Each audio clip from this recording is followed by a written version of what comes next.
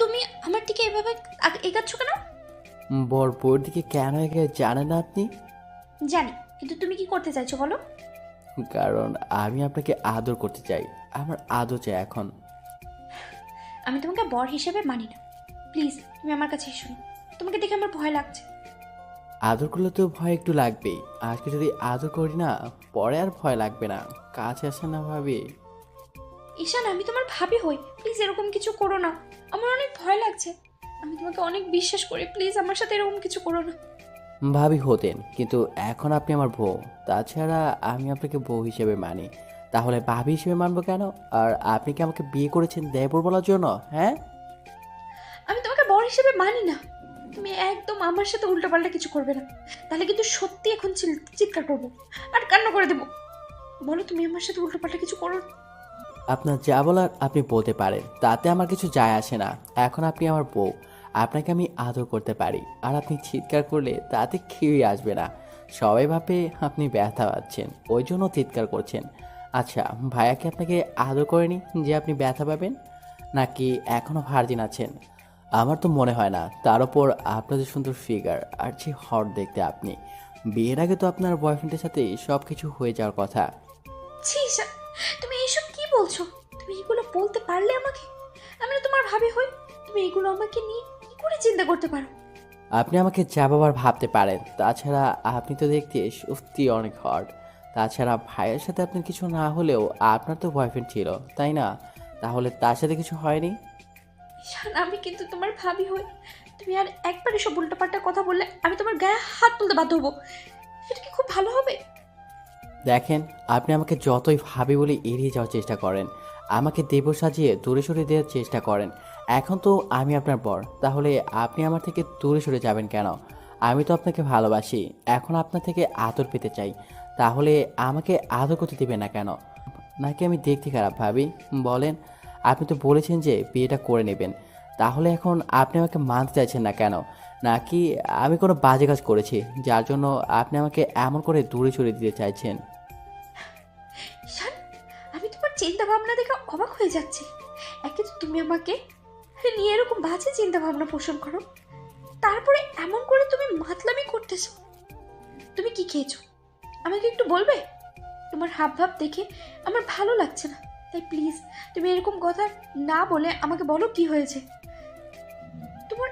আর তুমি তো বলেছিলে বিয়েটা করবে না, তাহলে হুট করে বাসঘরে এসে এরকম করতে শুরু করেছে কেন? কি হয়েছে তোমার?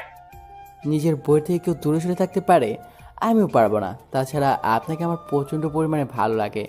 আর আজকে আপনাকে পুরো আমার বউর মতো লাগতেছে। বউর মতো কি, আপনি তো আমারই বউ।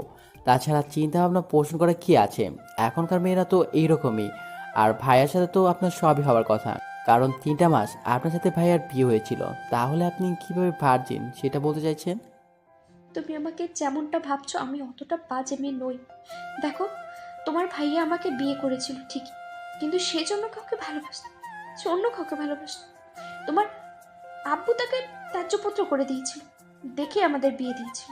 আমি বিয়ের 1 মাস পরে জানতে পেরেছি তোমার ভাইয়ার কারোর সাথে রিলেশন আছে, কিন্তু তখন ও আমাকে ইগনোর করে যেত। আমি তাকে বারবার মায়া ফেলার চেষ্টা করেছি, তারপরও সে আমাকে ভালোবাসে। আমি যখন বুঝতে পারলাম তখন বাসায় বলে দিই, আর তখন আব্বু আম্মু আমাকে বারণ করেছে। তোমার বাসায় বলতেই আম্মু বলেছিল মেয়েদেরকে তার স্বামীকে আঁচলে বেঁধে রাখতে হয়। আমিও সেটা চেষ্টা করেছিলাম, কিন্তু তার বিপরীত হবে তোমার ভাইয়া যে বাসা থেকে চলে যাবে সেটা আমি ভাবতেও পারিনি। ও, তার মানে আপনি বলতে চাইছেন যে বিয়ের আগে আপনি যাই করেছেন না করেছেন, কিন্তু ভাইয়ের সাথে আপনার কিছুই হয়নি, তাই তো? তাতে কি, বিয়ের আগে তো আপনার বয়ফ্রেন্ড ছিল, তাহলে আপনার বয়ফ্রেন্ড আপনাকে আদর করেনি, ভালোবাসেনি? ঈশান, তুমি কিন্তু বাড়াবাড়ি করে ফেলছো। আমি তোমার থেকে সিনিয়র, আর তোমার ভাবি, আর ভাবিকে তুমি এইসব হাজার হাজার প্রশ্ন করতে পারো না। দেখেন, আপনি সব উল্টাপাল্টা কাজ করতে পারবেন, আর আমি আপনাকে প্রশ্ন করলেই দোষ। একদম আমার ওপর রাগারাগি করবেন না। এখন কিন্তু আমি আপনার বর, আর আপনি কাকে ভাবি বলে দাবি করতে বলছেন? একটা সময় আপনি আমার ভাবি ছিলেন, কিন্তু আমি আপনার দেবর থাকলেও এখন আপনাকে বউ হিসেবে মানি আর আদর করতে চাই, ওই জন্য বাসর করে এসেছি। আপনি কিন্তু আমাকে আজকে আদর করতে দিবেন। অনেক ভালোবাসবো আপনাকে আজকে। আচ্ছা ঠিক আছে, তুমি যখন বিশ্বাস করতে চাইছো না, তাহলে তোমাকে আমি আমার এক্স বয়ফ্রেন্ডের সাথে কথা বলিয়ে দেবো, আর তুমি আমার ফ্রেন্ডগুলোর সাথে শুনবে। আমি ওদের কাছে এসব শেয়ার করতাম, আর যদি তোমার সন্দেহ হয় তাহলে তুমি সেটা চেক করে দেখতে পারো। তাছাড়া আমার কোনো ইন্টেনশন ছিল না বিয়ের আগে কারোর সাথে এরকম কিছু করার। আমার বয়ফ্রেন্ড আমাকে অনেকবার বলেছিল, তাই আমি ওর সাথে ব্রেকআপ করে দিয়েছি। আর এখন তুমি যে আমাকে এমন করে সন্দেহ করবে, আমি সেটা ভাবতেও পারিনি। তুমি আজকে যাকে বিয়ে করেছো সে এখনো পিওর ভার্জিন আছে, তুমি সেটা বিশ্বাস করো না করো। তাহলে তো হয়েই গেল। আমি যেমন বউ চেয়েছিলাম তেমনটাই পেয়েছি। তারপরেও ভয় পেয়ে গেছিলাম যে ভাইয়া তো আপনার সাথে সব করে নিয়েছে, কিন্তু আমার বিশ্বাস হচ্ছিল না যে ভাইয়া আপনার সাথে কিছু করতে পারে, কারণ ওই মেয়েটার সাথে ভাইয়ার বিয়ের আগে সব কিছু হয়ে গেছিলো। সেটা আমি কয়েকদিন আগে জানতে পারলাম। আর ওই মেয়েটা এখন প্রেগনেন্ট। ভাইয়া ওকে নিয়ে দেশের বাইরে চলে গেছে। যাওয়ার আগে আমার সাথে কথা হয়েছিল। ভাইয়া বলেছিল আব্বু আমাকে বোঝাতে, আর না হলে আপনাকে বিয়ে করে নিতে। আমি মানতে পারতেছিলাম না, ভাইয়ার উপর অনেকটা রাগ করেছিলাম। ভাইয়া আমাকে অনেক রিকোয়েস্ট করেছিল, কারণ ওই মেয়েটা নাকি সুইসাইড করার চেষ্টা করেছিল বলেই ভাইয়া এটা করতে বাধ্য হয়েছে। এখন আপনি যদি আমাকে মেনে না নেন তাহলে আমি আর কি করব বলেন? কি করবে মানে? তুমি আমার থেকে দূরে সরে থাকার চেষ্টা করবে, আমার থেকে অনেক দূরে যাও। আমি তোমাকে কখনোই বর হিসেবে মানি না, তোমাকে ভালোবাসতে পারবো না। পাগল নাকি পায়জামা যে আমি আমার বউকে ছেড়ে দূরে সরে থাকবো? কখনোই না। 22টা বছর দেরি করে বউ পেয়েছি, তার উপর বউকে দূরে সরিয়ে রাখবো কেন? আমি তো প্রথমে আপনাকে মানতে চাইছিলাম না, কিন্তু আব্বু আম্মু অনেক বুঝিয়েছে। আমার বোনটা আমাকে অনেক বুঝিয়েছে, বলেছে বউকে আদর করতে হয়, ভালোবাসতে হয়, তাহলে সে লাইনে আসবে। দেখেন আপনি যেমনই হন না কেন, আমি আপনাকে বিয়ে করেছি ভালোবাসার জন্য, তাই প্লিজ আমাকে দূরে সরিয়ে দিবেন না। কিন্তু ঈশান, আমি তোমাকে ভালোবাসতে পারবো না। তুমি খুব ভালো করেই জানো তোমার ভাইয়ের সাথে আমার বিয়ে হয়েছিল, আর যে ছেলেটাকে আমি নিজের ছোট ভাইয়ের মতো করে ভেবেছি তাকে কি করে নিজের স্বামী জায়গাটা দিয়ে বলো? তুমি এত সহজে পাল্টে গেলে কি করে? তুমি না বলতে যে তুমি আমাকে বিয়ে করবে না, তাহলে এখন আবার এরকম ভাবে উল্টো পাল্টা কথা বলছো কেন? তুমি কি খেয়ে এসেছো সেটা বলো তো। আপনার যা ভাবার আপনি ভাবতে পারেন। আমি আজকে আপনার প্রেমে পাগল হয়ে গেছি, প্রেমে মাতাল হয়ে গেছি। আপনার আদর আমার চাই, আপনাকে আমি কাছে পেতে চাই, অনেক বেশি ভালোবাসা চাই। প্লিজ আমাকে আটকাবেন না, না হলে আমাকে জোর করে সবটা করতে হবে। আর আটকাবেন কি, আজকে আপনি চাইলেও আমাকে আটকাতে পারবেন না, তাহলে সেটা আপনার জন্য খুব খারাপ হবে। আমি জোর করে আপনাকে আদর করব, ভালোবাসবো। তুমি আমার সাথে এমনটা করতে পারো না। আমি তোমার আমি তোমাকে খুব ভালো ছেলে বলে জানি, আর তুমি যদি এমনটা করো, তোমার উপর যতটুকু বিশ্বাস আমার আছে তাহলে সেটুকু বিশ্বাস হারিয়ে যাবে। আমি তো এটাই বুঝতে পারছি না যে আপনার আমার উপর থেকে বিশ্বাসটা হারিয়ে যাবে কেন। আমি না এখন আপনার স্বামী, আমি আপনাকে আদর করতে পারি। তাছাড়া আমি তো আপনাকে প্রচণ্ড পরিমাণে ভালোবেসে ফেলেছি। আপনি জানেন না, আপনাকে প্রচণ্ড পরিমাণে আমার কাছে হতে ইচ্ছে করছে। প্লিজ একটু কাছে আসেন না, এভাবে আটকে দিয়েন না আমাকে। উফ, তোমাকে আর কত বোঝাতে হবে যে আমি এটা করতে পারবো না? তুমি খুব ভালো করেই জানো যে আমি তোমাকে ছোট ভাইয়ের মতো দেখি। আমাদের মাঝে দেবর ভাবির সম্পর্ক, তোমার আমার মাঝে। তাহলে তুমি কি করে বলতে পারছো এরকম কথা? তুমি কেন বুঝতে পারছো না, কেন বুঝতে চাইছো না যে আমি তোমাকে কখনোই স্বামীর অধিকারটা দিতে পারবো না? তুমি শুধু শুধু পাগলামি করে আমাকে বিয়েটা করলে। তোমাকে আমি বোঝাতে পারলাম না, এসব সম্ভব না ঈশান। বারবার এসব কথা বলে আমাকে রাগিয়ে দিয়েন না প্লিজ। তারপর উল্টাপাল্টা কিছু একটা করে ফেললে তখন কিন্তু আপনারই খারাপ লাগবে। সেটা কি খুব বেশি ভালো হবে বলেন? আমি জানি আপনার কোথাও কোনো রিলেশন ছিল না, তাহলে কেন আমাকে স্বামী হিসাবে মেনে নিতে পারবেন না বলেন? কি সমস্যা আপনার আমাকে মেনে নিতে? বললামই তো, তোমার আমার মাঝে দেবর ভাবির সম্পর্ক ছিল, তাহলে কি করে মেনে নিব তোমাকে? আমি তো বলেই দিলাম এসব মেনে নেওয়া সম্ভব না। তারপরেও তুমি কেন বুঝতে চাইছো না? তুমি বুঝতে পারছো না আমি তোমাকে ভালোবাসতে পারবো না, আর না তোমাকে নিজের সাথে মিশিয়ে নিতে পারবো। শুধু শুধু তুমি এই বিয়েটা করে আর আমাকে এরকম একটা বাজে পরিস্থিতির মুখে ফেললে। ঈশানের মুখে এমন কথা শুনে আদ্রিতা অসহায়ভাবে ওর মুখের দিকে তাকিয়ে রইল। আদ্রিতের মুখটা নিমিষের মধ্যে কালো হয়ে গেছে। ঈশান বুঝতে পারল আদ্রিতা ভেতরে একটা খারাপ লাগা কাজ করছে। এমনিতেই প্রথমবার ভাইয়াকে বিয়ে করার পর যখন ওর ভাইয়া ওদেরকে ছেড়ে চলে গেছে, তখন আদ্রিতা অনেকটাই আপসেট ছিল, অনেক কান্নাকাটি করেছিল। আদ্রিতার মুখটা কালো দেখে ঈশান বলতে লাগলো, সামান্য একটু কথা আপনি সহ্য করতে পারলেন না? তাহলে যদি সবসময় এরকম ইগনোর করে দূরে সরিয়ে দেন তখন আমিও আপনার থেকে দূরে সরে যাব। যদি ভাইয়ার মতো অন্য কারোর প্রতি আসক্ত হয়ে পড়ি, সেটা মেনে নিতে পারবেন না, কখনো আমাকে কাছে পাবেন না। তখন শত চাইলেও আমাকে আর নিজের করে পাবেন না। ভালোবাসাটাকে আগলে রাখতে হয়, সেটা কি আপনি জানেন না? তাহলে ন্যাকামি করেন কেন? আদ্রিতা মাথা নিচু করে রইল। ঈশান দুলতে দুলতে একটা জায়গায় গিয়ে বসে পড়ল আর বলল, সত্যি করে একটা কথা বলেন তো, আমার কি দোষ ছিল এতে? আমার কি ইচ্ছে করে না নিজের বউকে ভালোবেসে কাছে টেনে নিতে, তাকে আদর করতে? নাকি তাকে কাছে পাওয়ার কোনো অধিকারই আমার নেই বলেন? ঈশান আমি জানি আমার দোষ এটাই যে আমি আপনার জুনিয়র, আপনার দেবও ছিলাম। আপনার থেকে আমার মাত্র 3টা বছরের ডিফারেন্স। তাহলে কেন আপনি আমাকে ভালোবাসতে পারবেন না? কি এমন অন্যায় করেছি আমি যার জন্য আপনি আমাকে স্বামীর অধিকার দিতে পারবেন না? আচ্ছা, আপনি তো সময় নিতে পারেন, তারপরও আপনি সেটা করতে চাইছেন না। কি এমন সমস্যা আমার মধ্যে? আমি কি দেখতে খারাপ, বাজে ছেলে যার জন্য আপনি আমাকে ভালোবাসতে পারবেন না? তাহলে বিয়ে করেছিলেন কেন? আমার কি কোনো ইচ্ছা শক্তি থাকতে পারে না?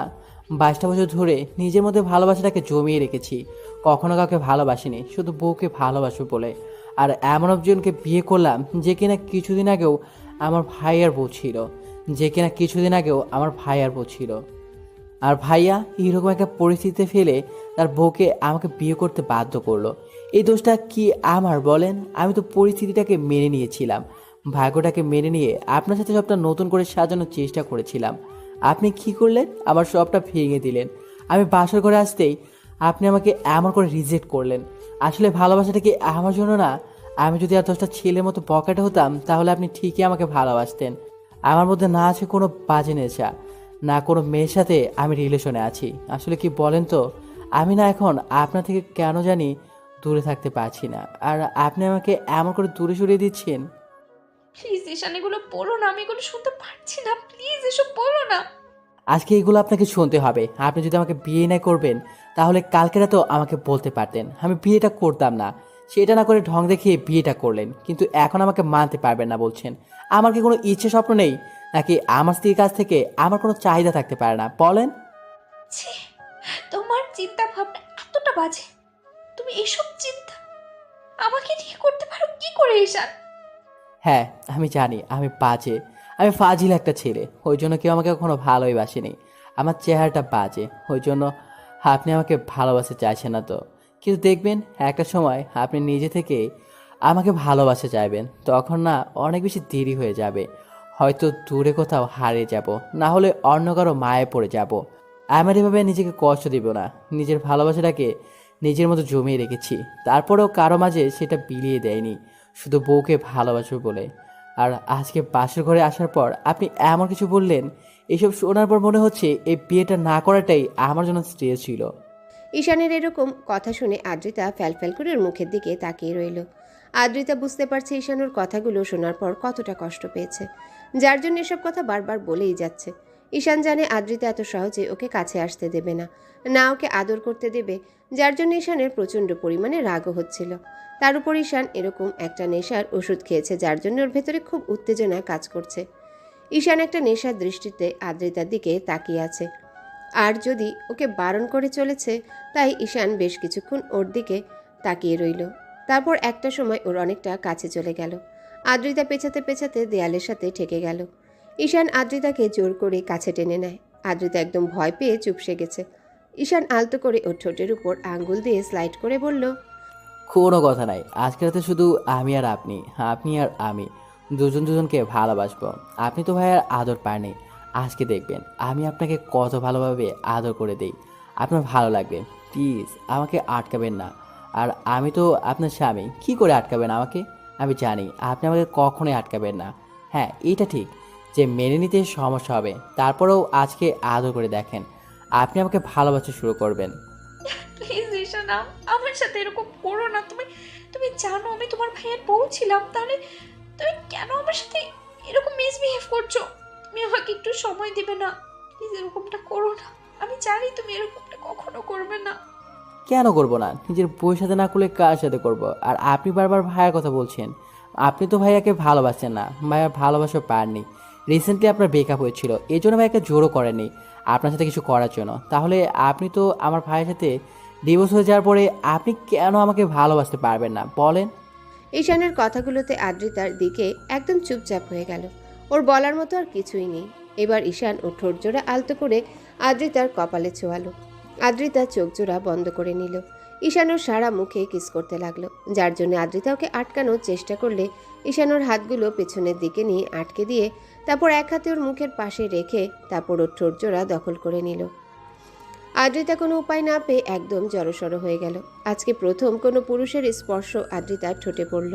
ওর শরীরের মধ্যে যেন এক প্রকার কারেন্ট বয়ে গেল। ও একদম পাথরের মতো দাঁড়িয়ে আছে। ঈশান ওর ঠোঁটে পাগলের মতো কিস করতে শুরু করে। আদ্রিতার নিঃশ্বাস ভারী হয়ে আসছে। ও জানতো না এমন করে ঈশান ওকে স্পর্শ করতে শুরু করবে। ঈশানের আব্বু আম্মু আদ্রিতাকে অনেক বুঝিয়েছে আর আদ্রিতাকে বিয়ে করে নিতে বলেছে। আর আদ্রিতা ওর ভাবি হলেও দেখতে অসম্ভব সুন্দরী।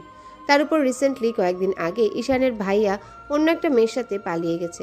কারণ ঈশানের আব্বু যখন ভাইয়ার সম্পর্কে জানতে পারে ও অন্য কোথাও বিয়ে করেছে আর সেই মেয়েটা এখন প্রেগনেন্ট, মেয়েটা সুইসাইড করার চেষ্টা করেছে, তখন আব্বু ভাইয়াকে ত্যায্যপুত্র করে দিতে চাইলে ভাইয়া ওই মেয়েটাকে নিয়ে দেশের বাইরে চলে যায়, যার জন্য ঈশান প্রচণ্ড পরিমাণে রেগে যায়। ও ওরকম একটা কর্মকাণ্ডে আর শেষ পর্যন্ত সম্মান বাঁচানোর দায়িত্বে পড়ে ঈশানের ঘাড়ে। আর আদ্রিতাকে ঈশানের বিয়ে করতে হয়।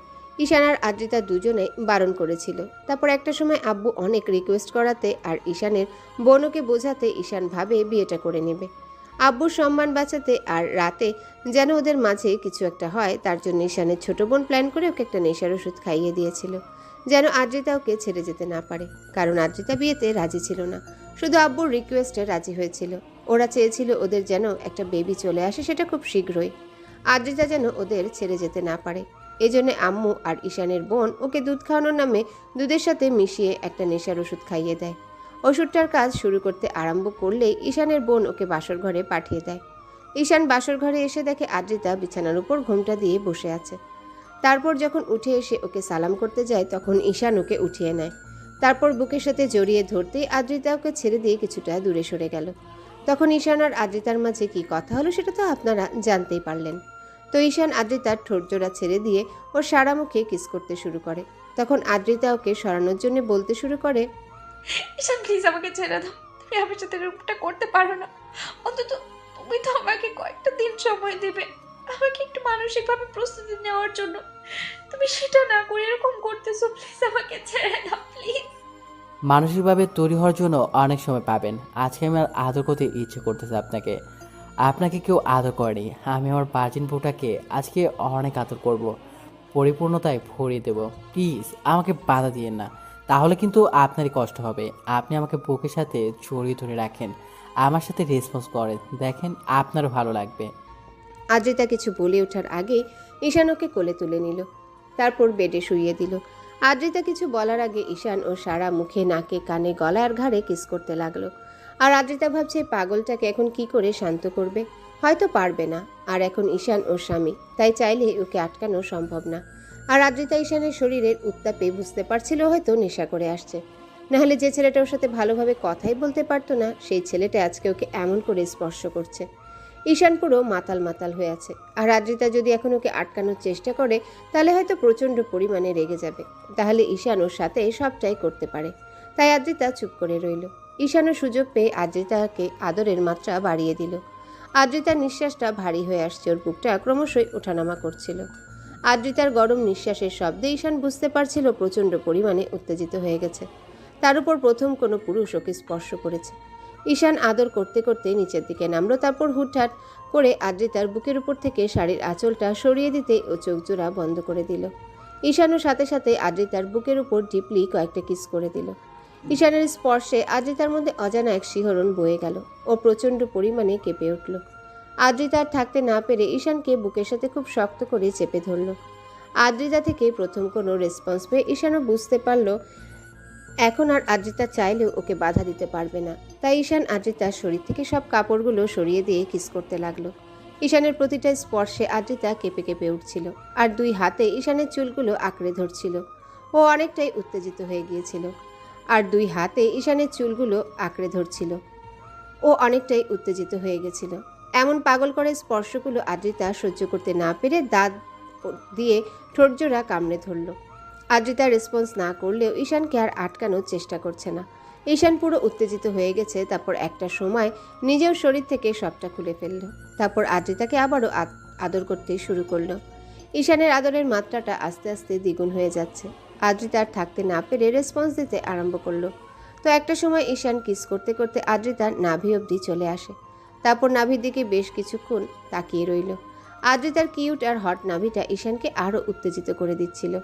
ঈশানের স্পর্শ না পেয়ে আদ্রিতা চোখ খুলল। ঈশান ড্যাব ড্যাব করে ওর নাভিটার দিকে তাকিয়ে আছে। এবার ঈশান আদ্রিতার মুখের দিকে তাকালো। তখন ও বলল, আপনার নাভিটা না অনেক কিউট আর হট, আর নাভির পাশে চিলটা না এত বেশি হট লাগছে, যার জন্য আদর করে পরিয়ে দিতে ইচ্ছে করছে। আদ্রিতা উত্তেজনার ঘোরেও ঈশানের কথাতে লজ্জা পেয়ে পুরো লাল হয়ে গেল। ও কিছু বুঝে ওঠার আগে ঈশানের নাভিতে নাক ডুবিয়ে দিল। আদ্রিতা এবার ঘন ঘন নিঃশ্বাস ফেলতে লাগলো। ও বারবার ঈশানের চুলগুলো শক্ত করে দুই হাতে খামচে ধরল। পুরো রুমটা জুড়ে শুধু দুজনার নিঃশ্বাসের শব্দটাই ভেসে বেড়াচ্ছে। ঈশান আদ্রিতার নাভিতে কয়েকটা ডিপলি কিস করলো আর সাথে সাথে অসংখ্য লাভ বাইট দিল। তাতেই আদ্রিতা ঈশানকে আরো শক্ত করে ওর নাভির সাথে চেপে ধরল। তারপর ঈশানও আর দেরি না করে আদ্রিতাকে ভালোবাসার গভীর স্পর্শ দিতে লাগলো। ওর প্রথম স্পর্শটা পেতেই আদ্রিতা একদম শিওরে উঠল আর ওকে শক্ত করে আঁকড়ে ধরল। আদ্রিতার নখগুলো ঈশানের পিঠে বসে যাচ্ছে, সেদিকে ওর কোনো খেয়াল নেই। ঈশান শুধু ওকে স্পর্শের উপর স্পর্শ দিয়ে যাচ্ছে আর পুরো রুমটা জুড়ে শুধু দুষ্টু মিষ্টি কিছু শব্দ ভেসে বেড়াতে লাগলো। আর আদ্রিতা না চাইতে ওর দেবর জুনিয়র মাতাল বরটিকে নিজের বুকের সাথে জড়িয়ে নিল। তারপর একটা সময় ঈশান ক্লান্ত হয়ে আদ্রিতার বুকেই মাথা দিয়ে ওকে জড়িয়ে ধরে ঘুমিয়ে পড়ে। আদ্রিতা কেমন যেন ওর মুখের দিকে তাকিয়ে রইল। তারপর দুজনের উন্মুক্ত শরীরের দিকে তাকিয়ে কোনো রকম একটা চাদর টেনে দিয়ে ঈশানকে ওভাবে জড়িয়ে ধরে রেখে ও চুলের মধ্যে এক হাত নিয়ে খেলা করতে লাগলো আর চোখের জল ফেলতে লাগলো। আদ্রিতা ভাবতেও পারেনি আজকে ওর লাইফে এমন কিছু ঘটে যাবে। ভেবেছিল ঈশান হয়তো ওর কথাটা মানবে, কিন্তু ঈশান নেশা করে আসছে সেটাও জানতো না। আর তারপর ওর সাথে এমন কিছু করবে সেটা ধারণার বাইরে ছিল। আদ্রিতা সারাটা রাত আর ঈশানকে সরানোর চেষ্টা করছিল না। ওর মনে শুধু একটু আগে ঈশানের বলা কথাগুলোই মনে পড়তেই ভাবছিল, ঈশান তো ঠিকই বলেছে, ও তো এখন আমার স্বামী। আমি চাই বা না চাই ওকে আমার মেনে নিতেই হবে। আজকে হোক কিংবা কালকে হোক, ও তো আমাকে ভালোবাসবেই। তাছাড়া ও আমার থেকে ওর এতটুকু ডিসার্ভ করতেই পারে, এটা সাধারণ বিষয়। তাহলে আমি কেন ওকে এরকম রিজেক্ট করছি? এই জন্যই কি ওকে মেনে নিতে পারছি না কারণ ও আমার দেবর ছিল, আমার ভাইয়ের, আমার বড় ছোট ভাই ছিল। কিন্তু এখন তো ওই মানুষটার সাথে আমার কোনো সম্পর্ক নেই। যে আমাকে ঠকিয়েছে তার জন্য আমি অন্যের ভালোবাসাটা কেন নষ্ট করব? যে আমাকে কষ্ট দিয়েছে তার দেওয়া কষ্টটা আমি আরেকজনকে কেন দেব? হ্যাঁ, ওকে হয়তো মেনে নিতে কষ্ট হবে, কিন্তু আজকেও যেটা জোরপূর্বক করেছে এটা না করলে বুঝতেই পারতাম না। স্বামী স্ত্রীর মাঝে এত ভালো মুহূর্ত থাকতে পারে। তাছাড়া একটা স্বামী তার বউকে এরকম করে ভালোবাসতে পারে। আর যখন আমার কাছে আসলো তখন এত বেশি অস্বস্তি লাগছিল। তাহলে এখন এরকমটা হচ্ছে কেন? ও আমার বুকে শুয়ে আছে, তারপরও তো আমি ওকে সরিয়ে দিচ্ছি। তাহলে কি আমি ওকে ভালোবাসতে পারবো? আচ্ছা আচ্ছা, যখন আমাকে আদর করছিল তখন তো আমি ওকে সরিয়ে দিতে পারলাম না। কি করব? আমি তো কিছুই বুঝতে পারছি না। ওকে ভালোবাসতে পারবো নাকি দূরে সরিয়ে দেব? তাছাড়া ও এখন আমার স্বামী, আমি কি করে ওকে দূরে সরিয়ে দিব? তারপরে আব্বু আম্মু আমাকে এত বেশি ভালোবাসে, নিজের মেয়ে ভাবে। আমি কি করে ওকে কষ্ট দিব? যার জন্য এরকম একটা পরিস্থিতিতে ওই বাড়িতে আবারও দ্বিতীয়বার বউ হয়ে এনেছে। তাহলে কেন আমি ওকে মেনে নিতে পারবো না? এত ভালোবাসা যারা আমাকে দিয়েছে তাদের ছেলেকে আমি কি করে কষ্ট দেব? আদ্রিতা এরকম করে ভাবছিল, ওর চোখ দিয়ে পানি পড়ছিল। ভাবতে ভাবতে অনেকটাই রাত গভীর হয়ে যায় আর আদ্রিতাও ঈশানকে বুকে নিয়ে ঘুমিয়ে পড়ে। পরদিন জানালার গ্লাস ভেদ করে ভোরের মিষ্টি রোদের আলো এসে আদ্রিতার মুখে পড়ল। আদ্রিতার ঘুমটা ভেঙে গেল। ও চোখ জোড়া খুলতেই বুকের উপর কিছু ভারী একটা অনুভব করলো। দেখলো ওকে খুব শক্ত করে জড়িয়ে ধরে রেখেছে আর বাচ্চাদের মতো ওর বুকে মুখ গুজে আছে। আদ্রিতার মুখে আপনা আপনি একটা হাসি ফুটে উঠল। আবার পরক্ষণে কালকে রাতের কথা ভাবতে ওর হাসি মাখা মুখটা লজ্জা একদম লাল হয়ে গেল। খেয়াল করলো ঈশান ওকে এত শক্ত করে জড়িয়ে ধরে রেখেছে যার জন্য মনে হচ্ছে ওর বুকের মধ্যে ঢুকে যাবে। আদ্রিতা কিছুক্ষণ ওর মুখের দিকে তাকিয়ে রইল। আদ্রিতা বারবার কালকে রাতের কথা ভেবেই এর লজ্জায় পুড়ে লাল হয়ে যাচ্ছিল, কারণ কালকে রাত্রে ঈশান ওকে এত বেশি আদর করেছে যেটা আদ্রিতার কল্পনাতেও ছিল না। ঈশান ওকে এত বেশি গভীরভাবে স্পর্শ করছিল যে এই মুহূর্তটাকে আদ্রিতা কখনোই বলতে পারবে না। আদ্রিতা খেয়াল করলো ঈশানের পুরো মুখে আর সারা শরীরে লিপস্টিকের অসংখ্য ছাপ, যেটা দেখে ওর বুঝতে বাকি রইল না কালকে রাত্রে কি একটা কাজ করে ফেলেছে। সাথে সাথে ওর মুখটা লজ্জায় লাল হয়ে যাচ্ছে। এবার আদ্রিতা নিজে নিজেই বলতে আরম্ভ করলো, ইস, এগুলো কখন করলাম? এগুলো যদি এই পিচ্ছি দেখে তাহলে তো পুরো লজ্জায় ফেলে দেবে। এত প্রশ্নের উপরে প্রশ্ন করেই চলবে, বলবে আমি ওকে ভালোবাসি না। তাহলে ও আমাকে স্পর্শ করলো, তখন ওকে আটকে দিলাম না কেন? এসব বলে বলে তো পিচ্ছিটা আমাকে লজ্জায় পুরো শেষ করে দেবে। কি করে পারলাম আমি এমন একটা কাজ করতে? আদ্রিতা কথাগুলো ভাবছে আর লজ্জা মাখা হাসি দিচ্ছে। আবার পরক্ষণে ওদের কয়েকদিন আগেকার সম্পর্কের কথাটা ভেবে মুখটা কালো হয়ে গেল। আর কালকে রাতে ঈশান যে ওকে জোরপূর্বক কাছে টেনে নিয়েছে সেটা ভেবেই আদ্রিতা কিছুক্ষণ চুপ করে রইল। ঈশান ঘুমিয়ে আছে আর আদ্রিতার মনে হলো এখন ফ্রেশ হওয়া দরকার। প্রায় 8টা বেজে যাচ্ছে, কিন্তু পিচ্চিটা ওকে ছাড়ছেই না। তাই আদ্রিতা ঈশানকে একটু ধাক্কা দিয়ে ডাকতে লাগলো, ঈশান, হ্যাঁ ঈশান, ওঠো, অনেক বেলা হয়ে গেছে, এখন ছাড়ো আমাকে। আদ্রিতার ডাকাডাকিতে ঈশান তো উঠলই না, বরং ওকে একটু ধাক্কা দিতে ঈশান চোখ মুখ কুঁচকে ওকে আরো শক্ত করে জড়িয়ে ধরল। ঈশানের এমন কর্মকাণ্ডে আদ্রিতা এবার ফিক করে হেসে দিল। ঈশানের মুখটা একদম বাচ্চাদের মতো লাগছিল, তার উপর লিপস্টিকের অসংখ্য ছাপে মুখটা পুরো রাঙা হয়ে আছে। আদ্রিতা বারবার ওকে ডাকতে লাগলো। তখন ঈশান বলতে আরম্ভ করলো, আম্মু যাও তো, আমাকে একটু ঘুমাতে দাও না, আমার অনেক ভালো লাগছে এভাবে ঘুমাতে। এই ফাজিল, আমি তোমার আম্মু না, তোমার ভাবি। ছাড়ো আমাকে, তুমি ঘুমাও, আমাকে তো অন্তত যেতে দাও। ঈশান আর কোনো কথা বলল না, তাই আদ্রিতা ওকে জোর করে ছাড়িয়ে নিল। তখন ঈশান কিছু একটা খুঁজতে লাগলো। আদ্রিতা কোলবালিশটাকে এগিয়ে দিলে ঈশান কোলবালিশটা জড়িয়ে ধরল। আদ্রিতা বিছানা ছাড়তেই বুঝতে পারল শরীরে কিছু নেই, তাই কোনো রকম একটা চাদর পেঁচিয়ে তারপর ওয়াশরুমে চলে গেল। আদ্রিতা ওয়াশরুমে গিয়ে কিছুক্ষণ বেসিনের সামনে দাঁড়িয়ে নিজেকে দেখতে লাগলো।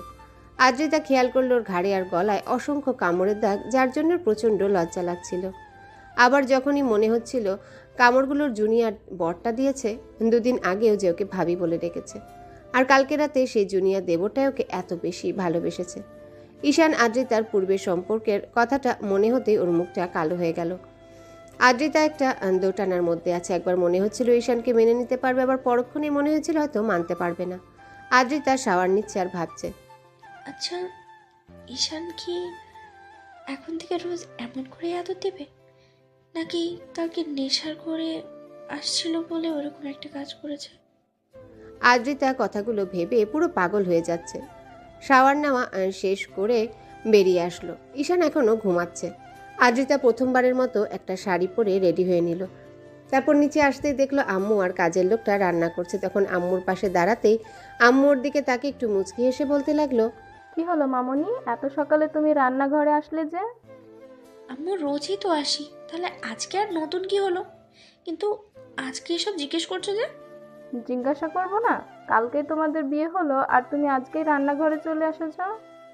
আম্মুর কথাতে আদ্রিতার মুখটা কালো হয়ে গেল। মনে পড়ে গেল ঈশানের ভাই আর বউ হয়ে প্রথম যেদিন এই বাড়িতে এসেছিল, পরের দিন সকালেই আজকের মতোই রান্নাঘরে আসছিল। আম্মু ওকে বকা দিয়েছিল। কথাগুলো মনে পড়তেই আদ্রিতার মুখটা কালো হয়ে গেল। আম্মু বিষয়টা বুঝতে পেরে আর কিছু বলল না। আদ্রিতা বলতে লাগলো, আপু, প্রথম দিন তো এভাবেই রান্নাঘরে এসেছিলাম, তাহলে আজকে আবার নতুন কি হলো? তাছাড়া এমন না যে আমি এই বাসার নতুন বউ হয়ে এসেছি, তাই রান্নাঘরে আসতে পারবো না। মামনি সেটা ঠিক আছে, কিন্তু কালকেই তো তোমাদের বিয়ে হলো, তুমি এমন করে বলছো কেন?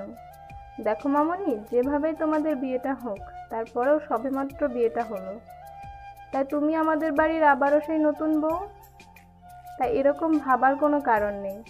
তুমি রুমে যাও, ঈশানকে ডেকে ওঠাও। ও কি ঘুমাচ্ছে নাকি উঠেছে? আদ্রিতার বারবার মনে হচ্ছে ঠিক এই কথাগুলো আম্মু প্রথমবার ওর বিয়ের পরে বলেছিল, আর আজকেও এমনটা বলছে। আদ্রিতা বেশ কিছুক্ষণ চুপচাপ থেকে রুমে চলে গেল। ঈশান এখনও ঘুমাচ্ছে। আদ্রিতা ওকে আর ডিস্টার্ব করলো না, গিয়ে সোফায় বসলো আর ঈশানের মুখের দিকে তাকিয়ে রইল। ঈশান বারবার বালিশের এপাশ ওপাশ করছে। ওর শরীরে কালকে রাতে আদ্রিতা দেওয়া লিপস্টিকের ছাপগুলো এখনও স্পষ্ট, যার জন্য আদ্রিতাকে বারবার লজ্জায় পড়তে হচ্ছে। আদ্রিতা এক ধ্যানে ওর জুনিয়র বরটার মুখের দিকে কতক্ষণ যে তাকিয়েছিল ঠিক নেই। তারপর হুঁশ ফিরতেই বুঝতে পারলো 9টা বেজে গেছে। বুঝতেই পারেনি কখন এতটা সময় পার হয়ে গেছে। এরই মাঝে আম্মুর ডাক পড়ল, ওদের নিচে যেতে বলেছে। আদ্রিতা তাড়াহুড়ো করে এসে ঈশানের পাশে বসে ওকে ডাকতে লাগলো। হ্যাঁ ঈশান, ঈশান ওঠো, দেখো কত বেলা হয়ে গেছে। এত বেলা অবধি শুয়ে থাকলে সবাই কি ভাবে বলো? ঈশানের ঘুমটা যেন ভাঙছেই না, তাই আদ্রিতা ওকে একটু জোরে সোরে ধাক্কা দিল। ঈশান তাড়াহুড়ো করে উঠে বসে খেয়াল করলো আদ্রিতা ড্যাব ড্যাব করে ওর দিকে তাকিয়ে আছে। ঈশান কিছু বুঝে ওঠার আগেই আদ্রিতা বলতে লাগলো, কি সমস্যা কি তোমার? সেই কখন থেকে ডাকছি, উঠছই না, কি হয়েছেটা কি? হ্যাঁ, এখন তো বলে যাবেই। অন্তত এইটুকু তো মনে আছে কালকে আমাদের বিয়ে হয়েছে, নাকি এখন আবার আমাকে ভাবি বলে ডাকবে? আদ্রিতার এরকম কথাতে ঈশানের মনে পড়তে লাগলো কালকে তো ওদের বিয়ে হয়েছে। তারপর বিয়ের পর থেকে রাতে বাসর ঘরে আসা পর্যন্ত গিয়েছিল, সবই মনে পড়তে লাগলো। এখনও ঈশানের মাথাটা ঝিমঝিম করছে। বেশ কিছুক্ষণ ওর ভাবি বউয়ের মুখের দিকে তাকিয়ে রইল। আদ্রিতা রাগী মুড নিয়ে বলতে লাগলো, কাল রাতে অনেক নাটক দেখিয়েছো, এখন আর কোনো নাটক দেখাতে হবে না। ওঠো, যাও গোসল করে আসো, আম্মু আমাদের নিচে যেতে বলেছে। কেন গোসল করতে হবে কেন? ঢং না দেখিয়ে একবার ওয়াশরুমে গিয়ে নিজেকে আয়নায় দেখলে বুঝতে পারবে কেন গোসল করতে বলছি। আদ্রিতার কথা বলে মুচকি হাসলো। তখন ঈশান নিজের শরীরের দিকে তাকালো, আর যেটা দেখলো সেটা দেখার জন্য মোটেও প্রস্তুত ছিল না। ঈশান চাদরটা একটু শরীর থেকে সরিয়ে দেখলো অসংখ্য লিপস্টিকের ছাপ লেগে আছে, তার উপর শরীরে কিছু নেই। ঈশান সাথে সাথে চাদর দিয়ে নিজেকে ঢেকে ফেললো। আদ্রিতা আবারও একটা ডেভিল হাসি দিতে ঈশান দৌড়ে ওয়াশরুমে ঢুকে গেল। তারপর বেসিনের সামনে দাঁড়িয়ে খেয়াল করলো ওর পুরো শরীরে লিপস্টিকের অসংখ্য ছাপ, ও পুরো লাল হয়ে আছে। ঈশান বলতে আরম্ভ করলো, আল্লাহ, কালকে রাতে কি একটা কাজ করে ফেলেছি। এসব কখন করলাম আমি? আর উনি বা আমার কাছে কখন আসলো? বিয়েতে হয়েছিল সেটা মনে আছে। তারপর রুমে যখন আসলাম কেমন যেন মাথাটা ঝিমঝিম করছিল। তারপর তো আর কিছু মনেই নেই। ঈশান অনেকক্ষণ যাবৎ মনে করার চেষ্টা করলো, কিন্তু পারল না। তারপর শাওয়ার নিয়ে বের হতে খেয়াল করলো আদ্রিতা ওর জন্য ড্রেস নিয়ে বসে আছে। ঈশান আসতে দেখলো আদ্রিতা ড্যাব ড্যাব করে ওর দিকে তাকিয়ে আছে। ঈশান নিজের দিকে খেয়াল করলো ওর বুকের লোমগুলো থেকে পানি পড়ছে, যার জন্য আদ্রিতার ঘোর লাগা দৃষ্টিতে ওর দিকে তাকিয়ে আছে। ঈশান একটু লজ্জা পেয়ে গেল আর বলতে আরম্ভ করলো, কি দেখেন এমন করে? কি আর দেখবো, কালকে রাত্রিতে তো সবটাই দেখে নিয়েছি, আর তুমিও সবটা দেখে নিয়েছো। এখন আমার নতুন করে কি দেখার আছে? মানে কি বুঝতে চাইছেন আপনি? আমি কিন্তু কিছু করিনি। তুমিই করেছো, এখন নাটক করে না তো। আচ্ছা সত্যি করে একটা কথা বলো তো, কালকে রাতে কি খেয়েছিলে? কি হয়েছিল তোমার? ওই রকম মাতলামি করছিলে কেন? আদ্রিতার মুখে এমন কথা শুনে ঈশান ধপাস করে বিছানায় বসে পড়ল। ওর মনে হতে লাগলো যে হয়তো কিছু একটা খেয়েছিল। ঈশান ভাবতে লাগলো কি খেয়েছিল। তারপর হুটহাট করে মনে হতে লাগলো যে রুমে আসার আগে ওর বোন ওকে এক গ্লাস দুধ খাইয়ে দিয়েছিল, আর দুধের সাথে হয়তো কিছু একটা ছিল, কারণ দুধটা খাওয়ার পর থেকে মাথাটা কেমন ঝিমঝিম করছিল। ঈশানের মনে হতে লাগলো শেষ পর্যন্ত ছোট বোন ওর সাথে এমনটা করলো। তাই ঈশান বেশ কিছুক্ষণ বসে থেকে বলতে লাগলো, আসলে কালকে একটু ড্রিঙ্কস করেছিলাম, ওই জন্য হয়তো এইরকম হয়েছে। ছি, কি বলো এগুলো? তুমি আবার সাইপাস খাওয়া শুরু করেছো কবে থেকে? দেখো কালকে যেটা করেছো করেছো, ভুলেও কিন্তু আর এসব খেয়ে আমার কাছে আসবে না।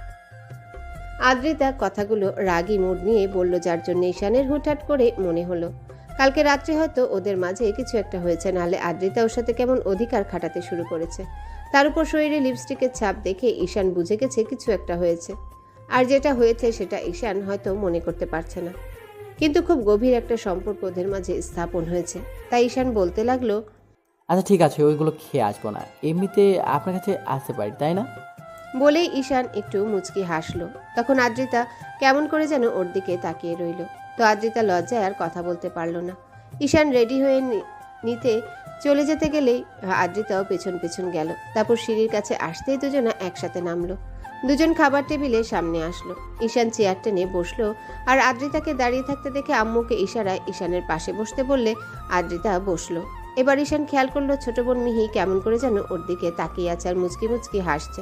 তখন ঈশান ভাবলো, কি মনে করেছিস আমি কিছু বুঝতে পারিনি? তোর জন্য সব হয়েছে, তুই উল্টাপাল্টা জিনিস খাইয়ে দিয়েছিস আমাকে, আর যার জন্য ভাবির সাথে আমি এরকম একটা কাজ করেছি। কি লজ্জায় পড়তে হলো, যত উনি আমার বউ হোক, কিন্তু প্রথম দিনে এরকম একটা কাজ করে ফেললাম। হয়তো জোরপূর্বক ওনার সাথে সবটা করেছি, যার জন্য উনি এমন রাগ দেখাচ্ছে। তো সবাই খাওয়া শুরু করলে তখন আম্মু বলতে আরম্ভ করলো, আব্বু শোনো, খাওয়া দাওয়া করে কোথাও বের হতে হবে না। তুমি এক কাজ করো, অদ্রিতা মামনিকে নিয়ে শ্বশুরবাড়ি থেকে ঘুরে আসো। শ্বশুরবাড়ি কথাটা শুনে ঈশান বিষম খেলো আর কাশতে আরম্ভ করলো। তখন আদ্রিতা তাড়াহুড়ো করে ওর দিকে এক গ্লাস পানি এগিয়ে দিতে লাগলো। আর মিহি বলতে লাগলো, দেখেছো আম্মু, এমনিতে কত ভালোবাসা, আর তো দিন পরেই আছে। ভাইয়া, শ্বশুরবাড়ির কথাটা শুনে তুই এমন বিষম খেলি কেন? এতে অবাক হওয়ার কি আছে? আদ্রিতা ঈশানকে পানি খাওয়ানোতে ব্যস্ত ছিল। ঈশান পানিটা খেয়ে মিহির দিকে রাগি চোখে তাকিয়ে রইলেন। তখন আম্মু বলল, আমি বলেছি যে বিয়ের দ্বিতীয় দিন তো শ্বশুরবাড়িতে থাকতে হয়, তাই না? তাহলে যাবে না কেন? ভাবি, তুমি একটু ভাইয়াকে বলো না। অদ্রিতা মামনি কি বলবে, এটা তো স্বাভাবিক বিষয়। বিয়েটা যেভাবেই হোক, এখন ওটাই ঈশানের শ্বশুরবাড়ি, তাহলে যাবে না কেন? অবশ্যই যাবে। ওগো, তুমি বলো না কেন? তোমার ছেলে কিন্তু আমার কথা শুনবে না। যাবে না মানে 100 বার যাবে। আর আব্বু যখন বাসা থেকে বের হবে না, আমি খুব ভালো করে জানি বিয়ের জন্য তুমি এ কয়দিন বাসা থেকে বের হওনি, যার জন্য আশফাস করছো। খাওয়ার দাওয়ার করেই হয়তো বেরোনোর চিন্তা ভাবনা নিয়েছো। কোথাও বেরোতে হবে না, কয়েকদিন আদ্রিতা মামুনিকে সময় দাও, ওদের বাসায় থেকে ঘুরে আসো, তারপর অফিসের কাজটা দেখতে শুরু করবে। আব্বু, অফিসে কাজ তো আবার আমি না করলে হয় না? এখন তো পড়ালেখা শেষই করতে পারলাম না। দেখো আব্বু, পড়ালেখা শেষ করতে পারোনি তাতে কি, এখন তো তোমাকে এইসব দায়িত্ব নিতেই হবে। তুমি ছাড়া আর কে আছে বলো দায়িত্ব নেওয়ার মতো? নিহি সবেমাত্র কলেজে পা রাখলো, ওকে কি দায়িত্ব দেব? আর একটা মেয়ে হয়ে এত দায়িত্ব কি করে নেবে? আব্বু, আমি তো বলিনি ছোট বোনকে এসব দায়িত্ব দিতে। মেয়ে হয়ে কেনই বা দায়িত্ব নেবে? তাহলে সেটাই যেন হয়। তোমাকে আব্বু যেটা বলেছে সেটাই শোনো, আর ভাবিকে নিয়ে আজকেই ঘুরে আসবে, কেমন? আমরা খুব শীঘ্রই একটা পুষ্ককে দেখতে চাই, যে আমাকে ফুপ্পি বলে ডাকবে। মিহির এরকম বেফাস কথা শুনে ঈশান আবারও কাশতে আরম্ভ করলো। এবার আদ্রিতা লজ্জা পেয়ে দৌড়ে সেখান থেকে চলে গেল। তখন আম্মু বলতে আরম্ভ করলো, ফাজিল মেয়ে, সবার সামনে কিভাবে কথা বলতে হয় শেখনি, তাই না? আমি আবার খারাপ কি বললাম আম্মু? তোমার কি ইচ্ছে করে না নাতি নাতির মুখ দেখতে? তোমাদের না হয় ইচ্ছে করে না, কিন্তু আমার তো ফুপি হতে ইচ্ছে করে, তাই না? আম্মু, তোমার মেয়েটাকে একটু বোঝাও, কি সব উল্টাপাল্টা কথা বলতে শুরু করে দিয়েছে। ও তো ঠিকই বলেছে, আর কতদিন এভাবে থাকবে? বড়টাকে বিয়ে দিলাম, সে যা করলো, এরপর তো ওর প্রতি থেকে মনই উঠে গেছে। শোনো, বড় ভাইয়ের সাথে আর কোনো যোগাযোগ রাখবে না, আর যদি শুনি ভুলেও ওর সাথে কোনো রকম কথা বলেছো, তাহলে তোমার কপালেও খুব দুঃখ আছে, বলে রাখলাম। ঈশান আব্বুর এমন কথাতে ভাবলো, ওই হারামজাদা যেটা করেছে সেটার পর কখনো কি আমাকে ফোন দেবে ভেবেছ? ওর জন্য আমাকে এই বিয়েটা করতে হয়েছে। আর কালকে রাতে এই পিচি সদানটা আমাকে উল্টাপাল্টা কিছু একটা খাইয়ে ভাবির সাথে যে কি করেছি উনিই ভালো জানে। ঈশান খাওয়া দাওয়া শেষ করে আব্বু আম্মুর কথা মতোই রুমে চলে আসলো। খেয়াল করলো ফোনে কথা বলছে। তখন ঈশান বেশ কিছুক্ষণ ওর দিকে তাকিয়ে থেকে বেলকনিতে গিয়ে দাঁড়ালো। মনে হতে লাগলো ওর আব্বু আম্মুর সাথে কথা বলছে। তো ঘন্টাখানেক পর ঈশান রুমে আসতে দেখলো আদ্রিতা কি যেন একটা ভাবছে। তখন সবাই বসে বলতে লাগলো, আপনার কি মনে হয় বাসায় যেতেই হবে? এখানে মনে হওয়ার কি আছে? আব্বু আম্মু অলরেডি ফোন করে দিয়েছে, বলেছে তোমাকে নিয়ে যেতে। এতে আবার মনে হওয়ার কি আছে? দেখো, আব্বু আম্মুর সামনে কোনো সিন ক্রিয়েট করো না। তাছাড়া বিয়েটা হয়েছে, মেনে নেওয়ার চেষ্টা করো। আদ্রিতার মুখ থেকে এরকম কথা শুনে ঈশান অবাক হয়ে এদিক ওদিক তাকিয়ে রইলো। তারপর একটু হেসে বলতে আরম্ভ করলো, এসব আমাকে না বলে নিজেকে বোঝান। আপনি ঠিক থাকলে সব ঠিক। আমি জানি আপনার মেনে নিতে সমস্যা হবে, সেখানে উল্টো আমাকে বলছেন এইগুলো। আপনি কি কখনো আমাকে মন থেকে স্বামী হিসেবে মেনে নিতে পারবেন বলেন? ঈশানের এরকম কথাতে আদ্রিতা মাথা নিচু করে নিল। তাই ঈশান আর ওকে বিব্রত করলো না। দুপুর খাওয়া দাওয়া করে আদ্রিতাদের বাসার উদ্দেশ্যে বেরিয়ে পড়লো। তারপর পৌঁছে কলিং বেল দিতেই আম্মু দরজা খুলে দিলে দুজনাই আব্বু আম্মুর সাথে বেশ কিছুক্ষণ কথা বলল। আদ্রিতার আম্মু ওকে বলল ঈশানকে রুমে নিয়ে যেতে। দুজনাই রুমে আসলো আর ঈশান বিছানায় ধপাস করে শুয়ে পড়লো। আর আদ্রিতা বলতে লাগলো, কি হলো, শুয়ে পড়লে যে? শরীর খারাপ লাগছে তোমার? বাহ, বরের জন্য এত মন কাঁদে। ভাবতেই পারতেছি না যে কেউ আমার জন্য এতটা কেয়ারিং হতে পারে, এত বেশি টেনশন করে। সবসময় এরকম ভাবে কথা না বললে হয় না? বিয়ের আগেও এরকম ভাবে কথা বলেছো, আর এখনো বলছো। বিয়ের আগে আবার এসব কখন করলাম? তাছাড়া বিয়ের আগে ঘটনা আর এখনকার ঘটনা তো আলাদা, তাই না? তখন আপনি আমার ভাবি ছিলেন আর আমি আপনার দেবর। আর এখন তো আমরা স্বামী স্ত্রী, তাহলে এইগুলো বলা না বলার মধ্যে অনেক তফাৎ ছিল, তাই না? বিয়ে বিয়ে করছো, বিয়েটা তুমি মানো না? আমি মানি। তাহলে কেন এসব কথা বলছো? হ্যাঁ, আদ্রিতা রাগের মাথায় কথাটা বলে ফেলল, আর মুখ ফসকে বেফাস অবস্থাতে কথাটা বলে ফেলল, যার জন্য নিমিষের মাঝে ঈশানের মুখটা কালো হয়ে গেল। ঈশান ভেবেছিল কালকে রাতে যেটা হয়েছে এরপর হয়তো আজকে ওকে এসব কথা বলা তো দূরে থাক, কখনো ইগনোর করতে পারবে না। এখন ঈশান না চাইলেও আদ্রিতা মনে প্রাণে চাইবেও যেন আদ্রিতার কাছে এসে ওকে এমন করে ভালোবাসে। কিন্তু আদ্রিতার এরকম একটা কথা শোনার পর ঈশান ওর মুখের দিকে তাকিয়ে রইল, তারপর বলতে লাগলো, হ্যাঁ, ঠিকই বলেছেন, আমি চাইলেও তো আর হবে না। আপনাকে তো আমাকে মন থেকে মানতে হবে, জানি না মানতে পারবেন কি না। আদ্রিতা দেওয়ার মতো উত্তর নেই, তাই চুপ করে ওর মুখে দিকে কিছুক্ষণ তাকিয়ে রইল। ঈশান বাকিটা বিকাল বেলকনিতে দাঁড়িয়ে ফোন চালিয়ে কাটিয়ে দিল। সন্ধ্যা হতেই আদ্রিতার আব্বু বাসায় আসতে ঈশান গিয়ে ওনার সাথে কিছুক্ষণ কথা বলল। ওরা ঈশানকে অনেকক্ষণ যাবৎ বোঝালো আর বলল আদ্রিতা একটু রাগী, তাই ওকে মেনে নিতে সময় লাগবে। রাতে খাওয়া দাওয়া শেষ করে আবার কিছুক্ষণ আড্ডা দিয়ে ঈশান রুমে আসলো। তারপর খেয়াল করলো আদ্রিতা রুমে এসে শুয়ে আছে। ঈশান বেশ কিছুক্ষণ চুপ করে থেকে তারপর বিছানার এক পাশে শুতেই আদ্রিতা উল্টো পাশ ফিরে শুলো। আর আদ্রিতা ভাবতে লাগলো ঈশান এরকম কেন করছে। তারপর কিছুক্ষণ যেতে ঈশান নিজে নিজেই বলতে লাগলো, আপনি ওই দিকে শুয়ে আছেন কেন? আমার দিকে একটু তাকাতে পারেন না? নাকি খুব বেশি লজ্জা পাচ্ছেন আপনি? কেন তোমাকে দেখে লজ্জা পেতে হবে কেন? তুমি কি বাঘ নাকি ভাল্লুক যে লজ্জা পেতে হবে?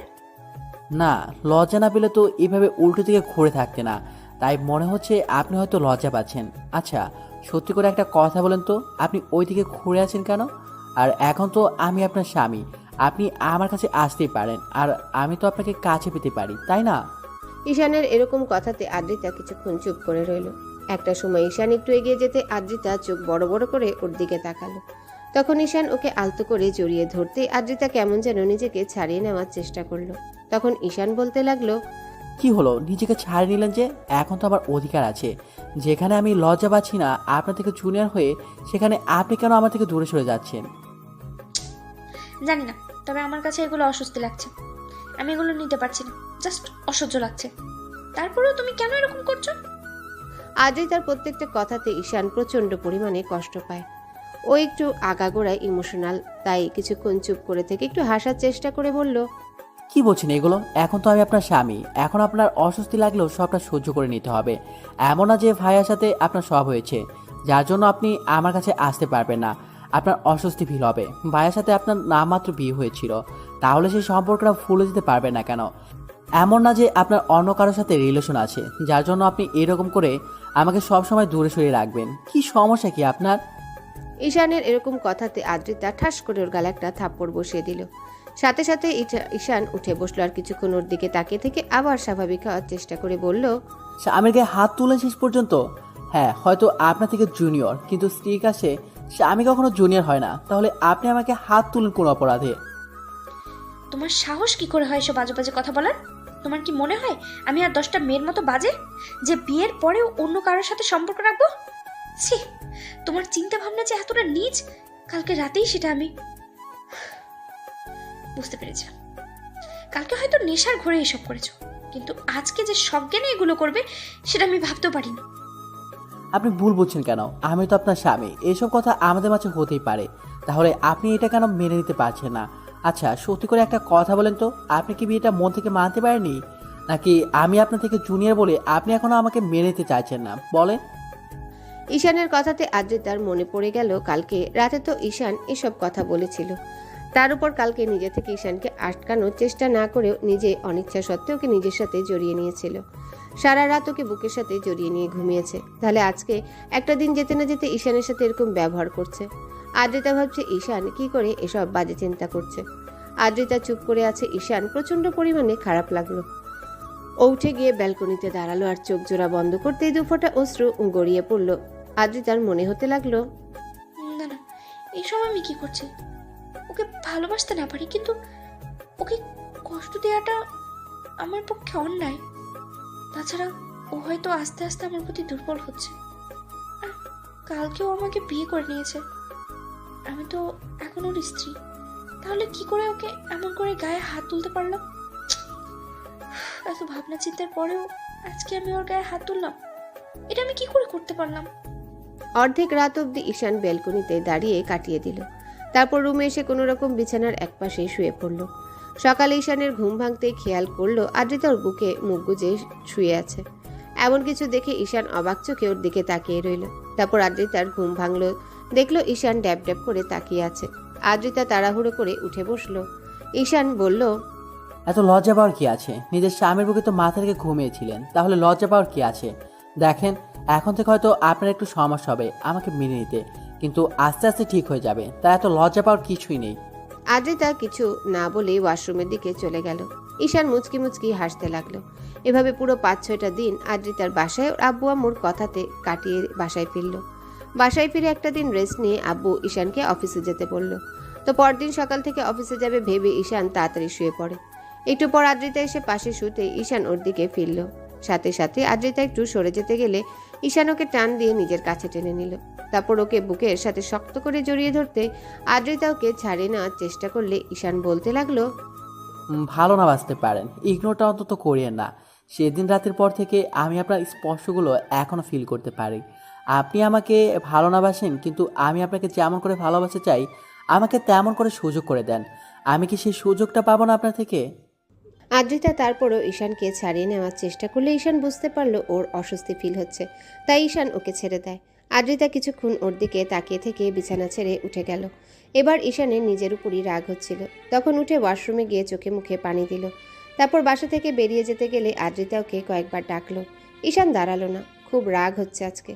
যে মেয়েটাকে বিয়ে করলো সে হয়তো ওর ভাবি ছিল, কিন্তু এখন তোর বউ, তাহলে আব্বু আম্মুর কথা দিয়ে তাকে মেনে নেওয়ার চেষ্টা করাটা কি ওর জন্য অপরাধ ছিল? কথাগুলো ভাবতেই খুব রাগ হচ্ছিল। সারাটা রাতে সানার বাসায় ফিরল না। অন্যদিকে টেনশন হচ্ছিল যে এমন করে ওকে ইগনোর করাটা ঠিক হয়নি। পরদিন সকালে ঈশান বাসায় ফিরতেই কলিং বেল দিতেই আদ্রিতা তাড়াহুড়ো করে উঠে গিয়ে দরজা খুলে দিল। এমন কিছু দেখে শুনে ঈশান অবাক হয়ে গেল। আর ঈশানকে কোনো প্রশ্ন করার আগেই ওর রুমের দিকে চলে গেল। ওর পেছন পেছন গেল ঈশান। গিয়ে কোনো রকম বিছানায় গিয়ে গা এলিয়ে দিতে আদ্রিতা বলতে লাগলো, এই, সারাত কোথায় ছিলে? তুমি আমাকে কতবার কল করেছি, একবারও দেখেছো? যেখানে থাকি আপনাকে অত টেনশন করতে হবে না, এত ভালোবাসা দেখাতে হবে না। যেটা সত্যি নয় সেটা দেখে কি লাভ বলেন? ঈশানের কথাতে আদ্রিতা মাথা নিচু করে নিল। ঈশান কিছুক্ষণ চুপ করে রেস্ট নিয়ে তারপর অফিস টাইম হতেই কোনো রকমে রেডি হয়ে খাওয়া দাওয়া করে বেরিয়ে পড়ল। আর আদ্রিতাকে একটাবার বলেও গেল না, যার জন্য ওর মন খারাপ হলো। আবার পরক্ষণেই মনে হলো ও তো ঈশানকে কাছে আসতেই দিতে চায় না, তার উপর স্বামী হিসাবে মানে না। সেদিন রাতে হয়তো জোর করে আমার কাছে এসেছিল, কিন্তু সেদিনের পর থেকে আর ঈশানকে তেমন করে কাছে টেনে নিতে পারেনি। ওই রাতেই ওদের মাঝে যা হয়েছিল, তারপর আর কখনো ঈশান ওকে জোর করেনি কিংবা আদ্রিতার কাছেও আসেনি। ঈশান অফিসে গিয়ে কোনো কাজে মনোযোগ দিতে পারছিল না। বারবার আদ্রিতার করা অবহেলার কথাগুলো মনে হচ্ছিল। ঈশান চুপচাপ বসে রইল। তারপর দুপুর টাইম হতেই অফিস ছেড়ে বেরিয়ে গেল। কিছুক্ষণ একটা নদীর পাড়ে বসে একা একা কথাগুলো ভাবল। মাঝে ঈশানের বন্ধু রাজ ওকে কল করলো, তখন রিসিভ করে বলতে লাগলো, নদীর পাড়ে আছি, চলে আয়, আর প্রশ্ন করিস না। ঈশান কলটা কেটে দিল। তো 15 মিনিট পর রাজ আসলো। ঈশান অন্যমনস্ক হয়ে বসে আছে, গায়ে অফিসের ড্রেস। রাজ গিয়ে ঈশানের পাশে বসলো। ঈশান একবার ওর দিকে তাকালো। তখন রাজ বলতে আরম্ভ করলো, বুঝতে পারছি কোন এক কারণে মন খারাপ, তো বল মন খারাপের কারণটা কি ভাবি? ঈশান হ্যাঁ সুযোগ উত্তর দিল। তখন রাজ চুপ করে থেকে আবারও জিজ্ঞাসা করলো, চুপ করে থাকিস না, যেটা হয়েছে সেটা আমাকে বল। আমি জানি ভাবি হয়তো তোকে মেনে নিতে সময় নেবে, একটু ইগনোর করবে, তার জন্য মন খারাপ করে থাকলে হয়? তোকে একটু বেশি ভালোবাসে দেখাতে হবে, তুই যদি মন খারাপ করে থাকিস কিংবা রাগ করে বাবির থেকে দূরে সরে যাস, তাহলে দেখবি কখনই তোরা এক হতে পারবি না। ঈশান বিয়ের রাতের ঘটনাগুলো রাজকে খুলে বলল। তারপর থেকে ওকে ইগনোর করছে, সবটাই বলল। আগে তো যেটুকু দেবর হিসেবে কথা বলতো, এখন তার অর্ধেকটুকুও বলে না। কথাগুলো ভাবলেই ঈশানের খারাপ লাগে। এবার রাজ বলতে লাগলো, এই সামান্য বিষয় নিয়ে মন খারাপ করে থাকলে হবে? তোকে বাবির কাছে যেতে হবে, জোর করে হলো ভালোবাসাটা বোঝাতে হবে। হয়তো তোর বড় ভাইয়ের বউ ছিল, এই জন্য এখনও তোকে মেনে নিতে সময় লাগবে, কিন্তু সেদিন রাতে তো তোকে বাধা দিতে পারেনি। তুই তো বুঝতে পেরেছিস তোদের মাঝে কিছু একটা হয়েছে, তাহলে সমস্যা কোথায়? তুই আরও চেষ্টা কর, ওনাকে বারবার কাছে টেনে নে। তারপর তোর স্পর্শগুলো যখন ওনার কাছে অনেক বেশি ভালো লাগবে, তখন তোকে দূরে সরাতে পারবে না। হয়তো লজ্জার কারণে তোকে কাছে টানতে পারছে না, কিন্তু তুই যখন ওনার কাছে যাবি তখন তোকে দূরে সরিয়ে দিতে পারবে না।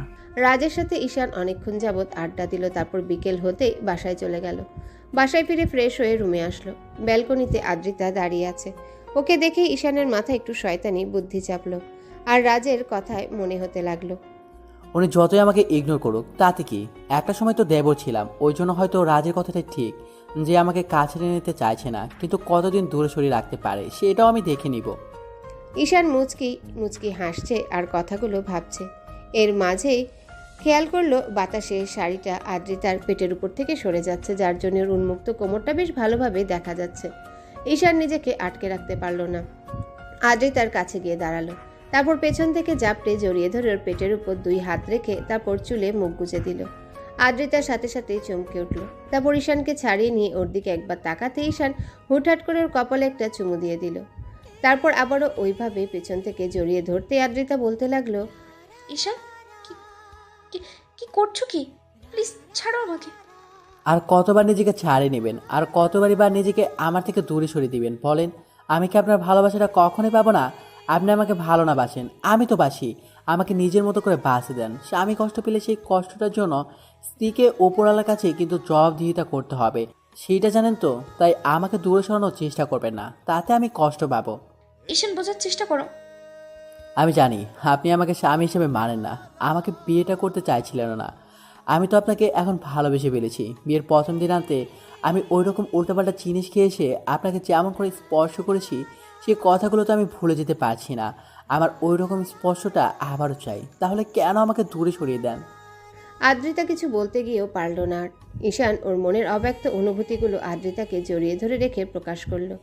আদ্রিতা বেশ অস্বস্তি লাগছিল। ঈশান সেটা বুঝতে পেরে ওকে ছেড়ে দিল আর বলতে লাগলো, একটা কথা কি জানেন তো, একদিন ভাইয়ার ভালোবাসার জন্য আপনি ছটফট করেছেন, আর এখন তার ছোট ভাই আপনাকে ভালোবেসে তো খুব বেশি কাছে পেতে চাইছে, ভালোবাসা উজাড় করে দিতে চাইছে। সেটা আপনার সহ্য হচ্ছে না, সেটা আপনি তুচ্ছ ভাবছেন। কিন্তু যখন খুব বেশি দূরে চলে যাব তখন দেখবেন এই ভালোবাসাটাই আপনার কাছে অমূল্য হয়ে যাবে। খুঁজে পাবেন না আমাকে। এই স্পর্শগুলো তখন মনে করে দেবে আপনার এই জুনিয়র বর আপনাকে কতটা ভালোবাসতো। ঈশান আদ্রিতার কাছে আসার চেষ্টা করে আরও ঈশানকে এমন করে দূরে সরিয়ে দেয়। তো এভাবে পুরো একটা মাস কেটে গেল। এর মাঝে ঈশান যতবার আদ্রিতার কাছে যাওয়ার চেষ্টা করেছে, আদ্রিতা ততই ওকে ইগনোর করেছে। আর এই একটা মাসে ঈশান বেশ কয়েকবার আদ্রিতার সাথে শারীরিক সম্পর্কে লিপ্ত হয়েছে। কারণ ঈশান এখন কষ্ট পেলেই নেশা করে বাসায় ফিরে, যার জন্য আদ্রিতা ওকে আটকে রাখতে পারে না। আর মিহিও ঈশানের সাথে আর আদ্রিতার বিষয়টা বুঝতে পেরে কয়েকবার ঈশানকে ওইসব উল্টাপাল্টা ওষুধ খাইয়ে দিয়েছে। আর ঈশানও সেই মাতলামি করে আদ্রিতাকে জোরপূর্বক ভালোবেসে ভরিয়ে দিয়েছে, যার জন্য আদ্রিতা চাইলেও আর ঈশানকে আটকে রাখতে পারেনি। তো বেশ কয়েকটা দিন পরের ঘটনা, দুপুরের দিকে ঈশান বাসায় আসে। দেখে আদ্রিতা কার সাথে যেন হেসে কথা বলছে। ঈশান বেশ কিছুক্ষণ ওর সাথে কথা বলার চেষ্টা করলে যখন আদ্রিতা কোনো রেসপন্স করছিল না, তখন ঈশানের বেশ খারাপ লাগলো। অন্যদিকে আদ্রিতা জানে ঈশানকে যদি একটু সুযোগ দেয় তাহলে ও দুষ্টুমি করতে শুরু করবে।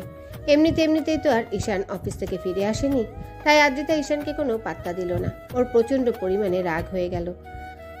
কন্ট্রোল করতে না পেরে টেবিলের উপরে থাকা একটা কাচের গ্লাস নিয়ে দেয়ালে ছুঁড়ে মারল। তারপর বাসা থেকে বেরিয়ে গেল। ঈশানের এরকম রাগান্বিত চেহারা দেখে আদ্রিতা ভয় পেয়ে গেল। ঈশানের প্রচণ্ড পরিমাণ খারাপ লাগলো। ভাবলো যে মানুষটাকে এত বেশি ভালোবাসে সে ওকে এরকম করে ইগনোর করছে। তো সারাটা দিন ঈশান আর বাসায় ফিরল না। রাত 12টার দিকে যখন মাতাল অবস্থায় বাসায় ফিরল, তখন দরজা খুলতেই ঈশান খেয়াল করলো আব্বু, আম্মু, মিহি আর আদ্রিতা ডাইনিং রুমে বসে আছে। ঈশান ঝুলতে ঝুলতে রুমের দিকে যেতে গেলে আদ্রিতা ওর কাছে আসলো। তারপর ওকে ধরতে গেলে ঈশান বলল, ঈশানের এরকম কথা শুনে আব্বু, আম্মু আর মিহির বুঝতে বাকি রইল না যে আদ্রিতা এখনও ঈশানকে মেনে নিতে পারেনি, যার জন্য ঈশান প্রায় ড্রিঙ্কস করে আসে। মিহি বিষয়টা খেয়াল করে কয়েকবার আব্বু আম্মুকে বললে ওরা বিশ্বাস করেনি, কিন্তু আজকে স্বচক্ষে দেখার জন্যে ওরা ডাইনিং রুমে বসেছিল। ঈশানের মুখ থেকে এমন কথা শুনতে আদ্রিতা মাথাটা নিচু করে ফেলল। আব্বু আম্মু ভেবেছিল আদ্রিতা হয়তো বিষয়টা মেনে নিয়েছে, কিন্তু এখনও যে ঈশানকে এত বেশি ইগনোর করে সেটা ভাবতেও পারেনি। ঈশান পড়ে যেতে নিলে আদ্রিতা আবার ওকে ধরতে লাগলো। ঈশান ওকে ছাড়িয়ে নিল আর বলতে লাগলো, একদম ছোবেন না আমাকে। আপনি আমাকে একটুও ভালোবাসেন না, দরকার নেই আপনার ভালোবাসার। কেন বিয়ে করেছিলেন না আমাকে? আমি তো অন্য একটা মেয়েকে বিয়ে করতে পারতাম, তাকে অনেক ভালোবাসতে পারতাম। তাহলে কেন আপনি আমার লাইফে আসলেন? যেদিন থেকে আপনার সাথে বিয়ের কথা চলছে সেদিন থেকে আমি আপনাকে নিয়ে ভাবতে ভাবতে ভালোবেসে ফেলেছি। শুধু আপনাকে বোঝাতে পারলাম না কতটা ভালোবাসি। ঈশান, তুমি ড্রিঙ্কস করেছো? প্লিজ রুমে চলো। দেখো, উল্টোপাল্টা কথা বলো না, আমি তোমাকে সবটা বুঝিয়ে বলবো। কি বোঝাবেন আপনি আমাকে? কিচ্ছু বোঝাতে হবে না। আপনি আমাকে যতটা পিচ্ছি মনে করেন আমি অতটা পিচ্ছি নই। আমি আপনার বর, সবটাই জানি। স্বামীর ভালোবাসা আমি আপনাকে দিয়েছি, আর আপনি আমাকে বারবার দূরে সরিয়ে দিয়েছেন। দরকার নেই আর আমাকে এইরকম করে সাহায্য করার। অনেক দয়া করেছেন আমার ওপর, আর করতে হবে না।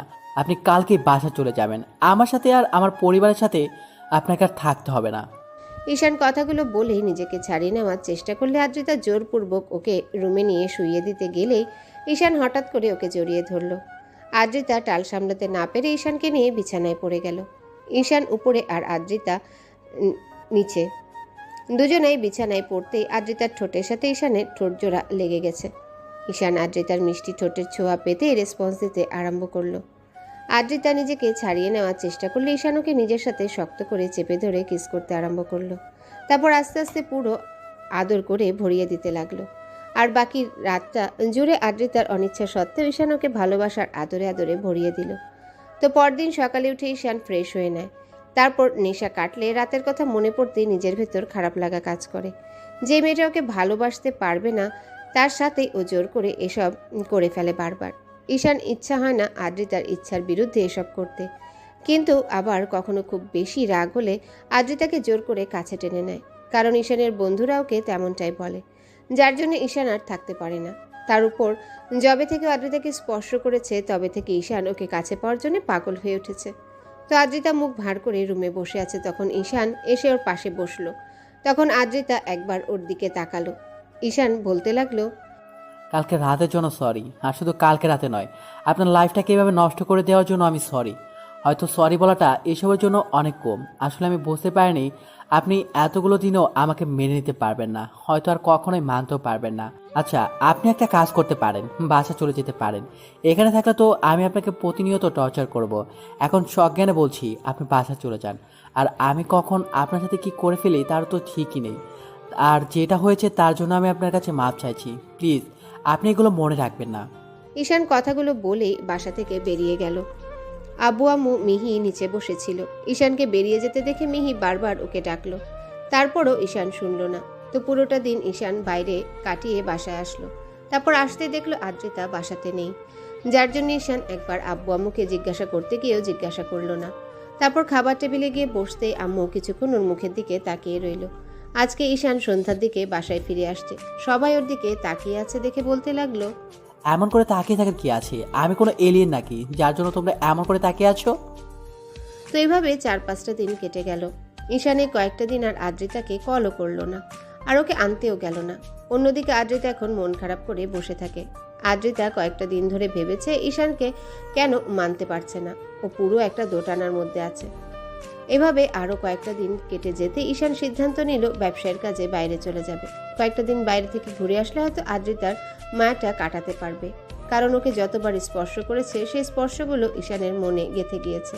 তাই ঈশানের বেহায়া মনটা বারবার আদ্রিতার কাছে ছুটে যেতে চায়, কিন্তু তারপরও নিজেকে আটকে রাখে। খুব বেশি কষ্ট হয় যাকে ভালোবাসে তাকে ছেড়ে দূরে থাকতে, কারণ মানুষটাকে বড্ড বেশি ভালোবেসে ফেলেছে। ওদের মাঝে আগে কি সম্পর্ক ছিল, বিয়ের আগে ওরা কি ছিল, কে কাকে কেমনভাবে দেখেছে সেটা নিয়ে ঈশান ভাবে না। ঈশান আদ্রিতাকে ভালোবাসে সেটা ওর কাছে শেষ কথা, যেই ভাবা সেই কাজ। ঈশানের মনে এক প্রকার আকাশ সমান কষ্ট নিয়েই দুদিন পরে ব্যাংককের উদ্দেশ্যে রওনা দেয়। তারপর সেখানে প্রায় একটা মাস ব্যবসায়ের বাহানা দিয়ে পড়ে রইল। এর মাঝে আদ্রিতার সাথে ঈশানের কোনো কথা হয়নি, না ঈশান ওর সাথে কোনো কথা বলার চেষ্টা করেছে। অবশ্য বেশ কয়েকবার বাসা থেকে জিজ্ঞাসা করেছে আদ্রিতার সাথে কথা হয়েছে কিনা। ঈশান অতবার বিষয়টা এড়িয়ে গেছে। ঈশান এখন আর চায় না যে মেয়েটা ওকে ইগনোর করে, ওকে বোঝার চেষ্টাও করে না, তাকে নিয়ে অন্তত আর ভাবতে। দিনে কাজে ব্যস্ত থাকে হয়তো আদ্রিতার কথাগুলো মনে পড়ে না, কিন্তু প্রত্যেক রাতে ওর কথা মনে পড়ে যায়। সেদিন রাতে ঈশান আদ্রিতাকে স্পর্শ করেছিল, কথাগুলো ভাবলেই বুকের ভেতরটা দুমড়ে মুচড়ে যায়।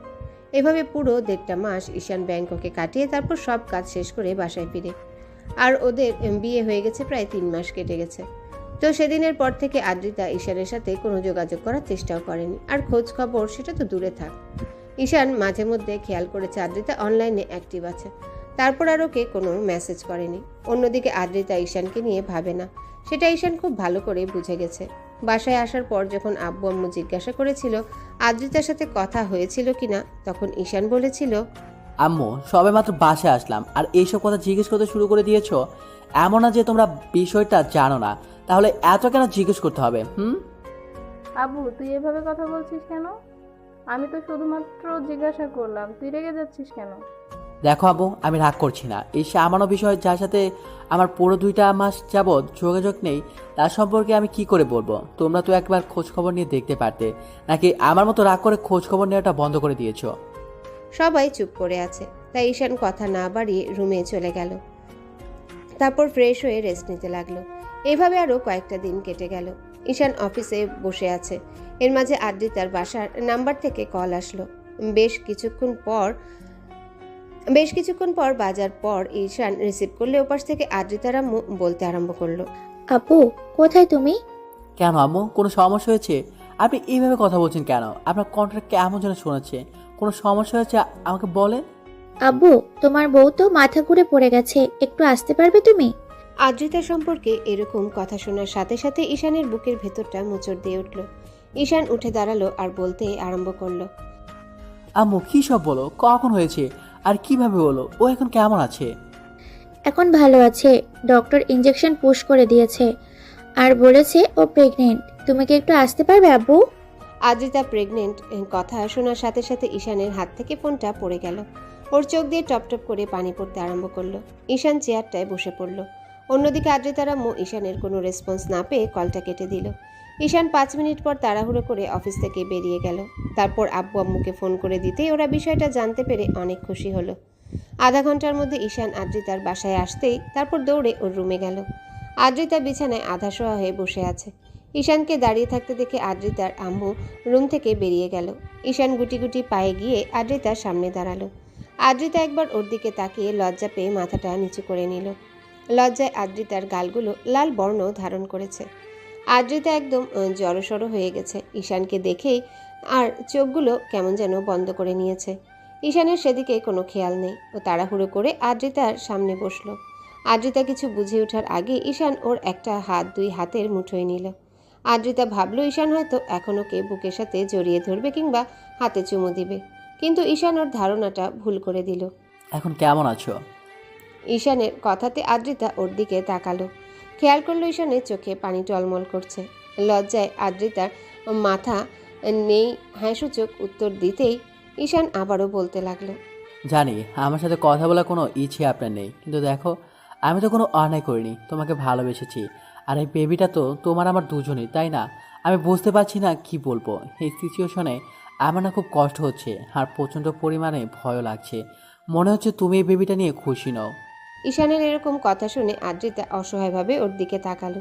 তখনও আবারও বলতে আরম্ভ করলো, আচ্ছা, রাগ অভিমান যদি তোমার আমার উপর থাকে সেটা তুমি আমার উপরে দেখিও, তারপর ভুলে ওই বেবিটার কোনো ক্ষতি করো না। ও তো আমার একার বেবি নয়, বলো, তোমারও। তাই প্লিজ ওর কোনো ক্ষতি করো না। আর আমি কথা দিচ্ছি, তুমি ওকে যদি রাখতে না চাও, তাহলে এই পৃথিবীতে আসার সাথে সাথে আমি তোমার কাছ থেকে ওকে নিয়ে অনেক দূরে চলে যাব। তারপরও আমার বেবিটার কোনো ক্ষতি করো না, প্লিজ। ঈশান কথাগুলো বলেই কান্না করে দিল। ওর চোখ দিয়ে অনবরত পানি পড়ছে। আদ্রিতা ভাবতেও পারেনি এমন একটা দিনে ঈশান এমন একটা কথা বলবে। ওর এমন কথা শুনে আদ্রিতা অবাক হয়ে গেল। তারপর বলতে আরম্ভ করলো, ঈশান, এসব কি বলছো তুমি? আমি বেবির ক্ষতি করে দিব মানে? তুমি আমাকে এতটা বাজে ভাবতে পারছো? ছি, তুমি এসব কি করে বলতে পারছো? আপনি তো আমাকে স্বামী হিসেবে মানেন না, এই বিয়েটাকেই মানেন না। আজকে 3টা মাস হয়ে যাচ্ছে, আপনি একটাবার নিজে থেকে আমার খোঁজ খবর নেননি। 2টা মাস হয়ে গেল, আমাদের মাঝে কোনো যোগাযোগ নেই। আমি জানি আপনি আমাকে স্বামী হিসেবে মানতে পারেননি, ওই জন্য আমার থেকে দূরে সরে থাকার চেষ্টা করেছেন। আমি একবার বলতেই আপনি বাসা চলে আসতেন, কিন্তু দেখেন, 1টা মাস তো আমরা সাথে ছিলাম। আর এই বেবিটা যে আমি এটা খুব ভালো করে জানি। তাছাড়া আপনি যে ওকে মন থেকে মানতে পারবেন না সেটা আমার জানতে বাকি নেই। তাই প্লিজ অন্তত ওর কোনো ক্ষতি করিয়েন না। ছি ঈশান, তুমি এসব কি করে চাইছো? তোমাকে আমি মেনে দিতে পারিনি, কিংবা বিয়েটা মন থেকে মানতে পারিনি।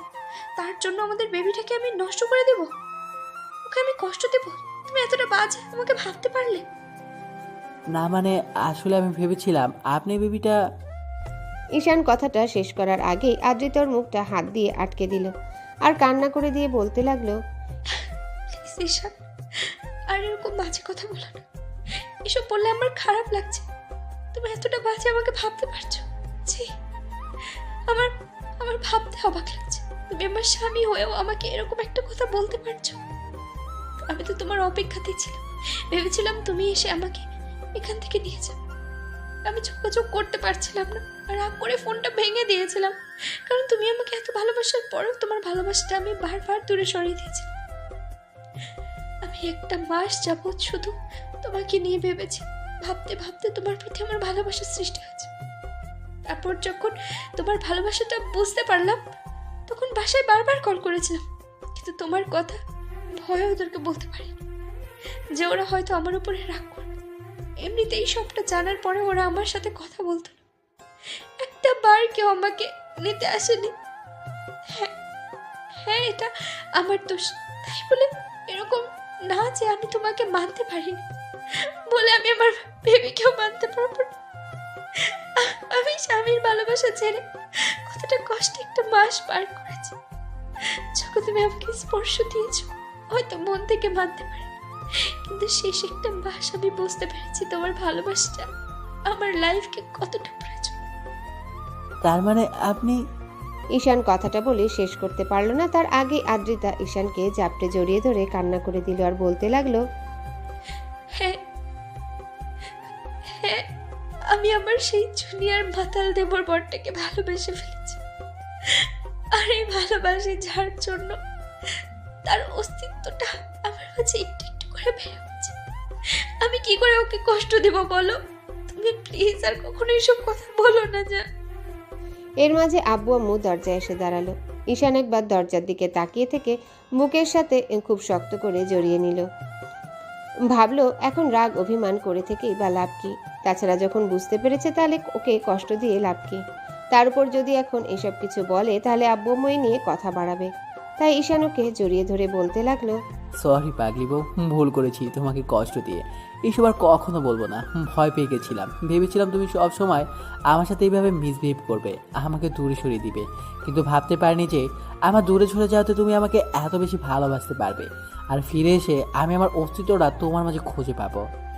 ঈশান কথাটা বলে শেষ করতে পারলো না, তার আগে আদ্রিতা ওকে ছেড়ে ওর মুখের দুই পাশে হাত রেখে সারা মুখে কিস করতে লাগলো। আব্বু আম্মু ওদের দিকে তাকিয়ে মুচকি মুচকি হাসছে। তখন ঈশান বলতে আরম্ভ করলো, হে পাগলি, কি হচ্ছে এগুলো? দেখো আব্বু আম্মু বোন তোমার আব্বু আম্মু পর্যন্ত তাকিয়ে আছে, ছাড়ো এখন। ঈশানের এরকম কথা শুনে আদ্রিতা দরজার দিকে তাকিয়ে পুরা লজ্জায় লাল হয়ে গেল। তারপর ঈশানের বুকে মুখ গুজে দিয়ে ওকে জাপটে জড়িয়ে ধরলো। ঈশান একটু ইশারা করতে মিহি বলতে লাগলো, আব্বু আম্মু, আঙ্কেল আন্টি, এখন চলো তো আমরা এখান থেকে যাই। এইখানে থাকাটা ভালো হবে না, ওদের একটু একা থাকতে দেই। তো 5 বছর পরের ঘটনা। ঈশান ব্যালকনিতে দাঁড়িয়েছে, এর মাঝে কেউ একজন এসে ওর একটা হাত ধরে বলল, পাপাই পাপাই, মামনি কি রুমে আছে? কারো আধো আধো কণ্ঠে কথা শুনে ঈশান খেয়াল করলো তন্নি গুটি গুটি পায়ে ওর দিকে এগিয়ে আসছে। ঈশান পিচ্ছিটার সামনে হাঁটু গেড়ে বসে ওর গালগুলো টেনে দিয়ে কপালে একটা চুমু দিয়ে বলতে লাগলো, কেন মামনি, কি হয়েছে? তুমি তোমার মামনিকে খুঁজছো কেন? না মানে আমি একটা কথা শুনেছি জানো তো বাবাই। কি কথা আমার পিচ্ছি বইটা? আমি বলবো, কিন্তু মামনি কি বলবে না, কেমন? নাহলে মামনি আমাকে বকা দেবে। আচ্ছা বলো, বলবো না, তুমি আমাকে বলো। বাবাই, আমি শুনেছি আম্মু নাকি তোমার থেকে সিনিয়র। ঈশান তন্নির কথাতে একটু মুচকি হাসি দিয়ে ওর গালে একটা পাপ্পি দিয়ে ওর গলাটা জড়িয়ে ধরতে ঈশান ওকে আলতো করে জড়িয়ে ধরে বলতে লাগলো, হ্যাঁ মামনি, সেটা ঠিক আছে, কিন্তু তোমাকে সব কথা কে বললো? মাম্মি সেদিন বলেছিল, আর তোমাকে বলতেও বারণ করেছিল। ওই জন্যই তো আমি বারণ করলাম, যেন মামুনিকে তুমি না বলো। বাবা মা মিলে এখানে কি লুকিয়ে কথা বলা হচ্ছে শুনি? আমাকে রেখে সব বলা হচ্ছে? বাবাই চুপ করো, মামুনি এসে গেছে। আর কখনো কিন্তু এসব বলবে না, আর যদি বলো তাহলে বলবো আমি এগুলো বলিনি, কেমন? তন্নি আব্বুকে ছেড়ে দিয়েই দৌড়ে চলে গেল আর আদ্রিতা ওর দিকে তাকিয়ে রইল। এবার ঈশান উঠে এসে ওর সামনে দাঁড়াতেই আদ্রিতা ঈশানের চোখে চোখ রাখলো। ও আদ্রিতার দিকে ড্যাব ড্যাব করে তাকিয়ে আছে দেখে বলল, এমন করে তাকিয়ে কি দেখো শুনি? আদ্রিতা কথা বলা শেষ করতে পারল না। ঈশান ওর কোমরে জড়িয়ে ধরে নিজের সাথে মিশিয়ে নিল। তখন আদ্রিতা একটা রাগী মুড নিয়ে বলল, এই তোমার মতলব কি? এই ভর দুপুরে কি শুরু করলে? তাও আবার এমন করে তাকিয়ে আছো কেন তুমি? আমার বউটাকে দেখছি আর তাতে তোমার কি? আর এমন করে তোমাকে কেন কাছে টেনেছি বুঝতে পারছো না? এখন আমার আদর বাজছে। আর তোর সেদিন বলছিল ওর পুচকে একটা ভাই আসবে কবে, সেই জন্য ভাবছিলাম যে খুব শীঘ্রই ওর ভাইটাকে আনার ব্যবস্থা করব, সেইগুলোই করছি। আদ্রিতা রাগ করবে কি ঈশানের এরকম কথাতে লজ্জায় পুরো লাল হয়ে গেল। তারপর হঠাৎ ওর বুকে মুখ লুকিয়ে বলতে লাগলো, না ফাজিল একটা, খালি এইসব বলে লজ্জা দাও। তারপরে জানো, এসব বললে আমার প্রচন্ড পরিমাণে লজ্জা লাগে, আর তুমি সেগুলো করো। তোমাকে লজ্জায় ফেলতে তো আমারই ভালো লাগে। লজ্জায় যখন গালগুলো টমেটোর মতো লাল হয়ে যায় না, তখন তোমাকে আদর করতে বেশ লাগে। যা দুষ্টু, তোমার শ্রোতাদের সামনে এসব উল্টাপাল্টা বলো। হ্যাঁ, তুমি না আসলেই অনেকটা দুষ্ট, লুচু একটা। তাহলে তো লুচুগিরিটা করেই দেখাতে হয়। না না, উল্টাপাল্টা কিছু করবে না, করবে না কিন্তু প্লিজ এখন। কে শুনে কার কথা? ঈশান হুটহাট করে আদ্রিতাকে ছাড়িয়ে নিয়ে হ্যাঁচকা টান দিয়ে কোলে উঠিয়ে নিল। আদ্রিতা ওর গলাটা জড়িয়ে ধরতে ঈশান ওর দিকে ঠোঁট জোড়া এগুলে আদ্রিতা ওর শার্টের কলার আঁকড়ে ধরে ওর ঠোঁটের সাথে ঠোঁট জোড়া মিলিয়ে দিল। এই যে আপনারা কি দেখেন, গল্পের প্রথমে অনেক রোমান্টিক সিন দেখে নিয়েছেন, এখন আর দেখতে হবে না। আশা করি পরবর্তী গল্পে দেখা হচ্ছে। ততদিন পর্যন্ত সুস্থ থাকবেন, ভালো থাকবেন আর আপনজনদের সাথেই থাকবেন। ভালোবাসাটাকে আগলে রাখবেন। ধন্যবাদ। আল্লাহ হাফেজ।